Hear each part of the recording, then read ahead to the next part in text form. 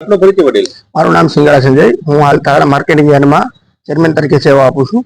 સંજયભાઈ, આપ દ્વારા સરકારમાં રજૂઆત કરવામાં આવી છે, ક્યાં મુદ્દે રજૂઆત છે, શું આખી સ્થિતિ?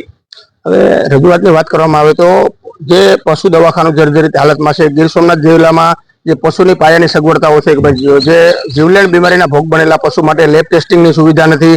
દવાખાનું અત્યારે કાર્યરત છે ગીર સોમનાથ જિલ્લા અહીના જ ખાતે, પણ એમાં લેબોરેટરીની સુવિધા નથી. લેબોરેટરી માટે જે પશુપાલકો છે એને જુનાગઢ સુધી જવું પડે છે. પછી નાની મોટી બીમારીના ઇલાજ થાય છે, જીવલેણ બીમારીમાં મોટું ઓપરેશન આવતું હોય તેના માટેની કોઈ સુવિધા નથી. અમારો એરિયો છે એ ખાસ કરીને જંગલી એરિયો છે. આમાં માલધારીઓની સંખ્યા પણ વધારે છે અને પશુની સંખ્યા પણ વધારે છે. અને એની વાત કરવામાં આવે તો 45 ગામનું હેડ તાલાળા ગણાય.